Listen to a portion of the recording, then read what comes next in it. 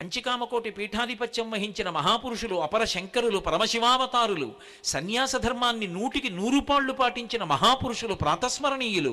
చంద్రశేఖరేంద్ర సరస్వతి మహాస్వామి వారు ఒకప్పుడు దేశాంతరంలో పర్యటన చేస్తుంటే శుద్ధ పల్లెటూరులో ఉన్నారు. ఆయన పల్లెటూరులో ఒక పాకలో కూర్చుని అనుష్ఠానం చేసుకుంటూ విదేశాల నుంచి వచ్చినటువంటి ఒక వనిత వచ్చి గడపకి అవతల వైపు నిలబడింది. నిలబడి ఆవిడ ఒక ప్రశ్న వేసింది. ఆవిడంది, పునర్జన్మ సిద్ధాంతము సత్యము అని మీరు నిరూపించగలరా అంది. ఆయన నవ్వి ఏమీ మాట్లాడలేదు. ఆవిడ అలాగే నిలబడింది. ఒక అరగంట పోయిన తర్వాత ఒక అంతేవాసిని పిలిచారు. ఇక్కడికి దగ్గరలో ఒక ప్రసూతి కేంద్రం ఉంది, ఈవిడిని ఇవాళ అంతా వెళ్ళి అక్కడ కూర్చోమ్మనండి, రేపు ఉదయం 10 గంటలకి నా దగ్గరికి రమ్మనండి, ఎక్కడెక్కడ ఎవరికి ఏ పిల్లలు పుట్టారో వ్రాసుకుని రమ్మనండి అన్నారు. ఆవిడికి అర్థం కాలేదు. నేను అడిగిన ప్రశ్న ఏమిటి, ప్రసూతి కేంద్రం ఏమిటి అని.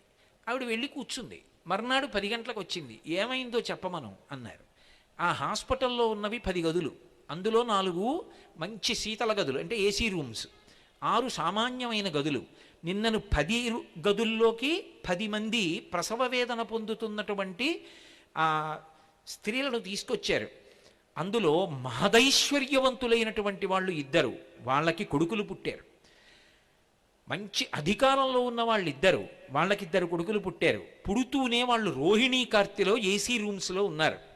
మిగిలిన 6 గదుల్లో 3 గదుల్లో ఉన్న వాళ్ళు మధ్యతరగతి కుటుంబీకులు. మిగిలిన 3 గదుల్లో అమ్మో ఇంకో సంతానం కలిగింది, ఎలా పోషించాలని బాధపడుతున్నటువంటి వాళ్ళకి పుట్టినటువంటి బిడ్డలు.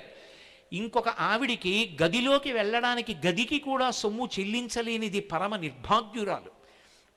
ఆవిడ్ని తీసుకొచ్చి అక్కడే గది లేదు కాబట్టి చాప మీద పడుకోబెట్టి పురుడు పోశారు. ఆవిడికి పథ్యం పెట్టడానికి ఏమీ లేదు. ఆ చుట్టుపక్కల ఉన్న వాళ్ళే డబ్బులు వేసుకుని తీసుకొచ్చి ఏదో రొట్టె ముక్కలవి కొనిపెట్టారు. ఇది జరిగింది అని ఆవిడని వెంటనే అంది, నాకు అర్థమైంది, పునర్జన్మ సిద్ధాంతం సత్యం, మీరు ఇక చెప్పక్కర్లేదని వెళ్ళిపోయారు. ఆ శిశువు కోరి కోరి పుట్టాడా కోటీశ్వరుడికి కొడుకుగా? వాడి కోరిక ఏమైనా ఉందా? వాడికి అధికారం ఉందా నేను ఇక్కడ పుడతాను ఈ ఏసీ రూమ్లోని? ఏదో ఉంది, కోటీశ్వరుడికి కొడుకు, ఏదో ఉంది అధికారికి కొడుకు, ఏదో గత జన్మ పాపం ఉంది, అనుభవించి పోగొట్టేసుకుంటాడు. పోగొట్టుకుని వాడెంత గొప్పవాడు అవ్వాలో. వాడు సామాన్యుడిగా పుట్టాడు. పుట్టడంలో పునర్జన్మ సిద్ధాంతం స్పష్టంగా కనపడుతోంది, నాకు అర్థమైంది అని ఆవిడ 2 చేతులు ఎత్తి నమస్కారం చేసి వెళ్ళిపోయింది. ఇది యథార్థంగా జరిగిన సంఘటన.